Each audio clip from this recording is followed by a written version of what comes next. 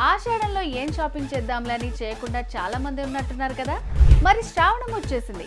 లక్ష్మీ పూజలు వ్రతాలు చేసుకోవాలంటే షాపింగ్ చేయడానికి రెడీగా ఉన్నారా? షాపింగ్ ఎక్కడ చేద్దాం మరి? రండి, మన వారాహి సిల్క్స్ లో చేద్దాం. మీ శుభకార్యాలకి సరిపడే శారీస్ బోలెడుంటాయి. మీ అందాన్ని మరింత అందంగా మార్చే కోకలైతే కోకొల్లలు.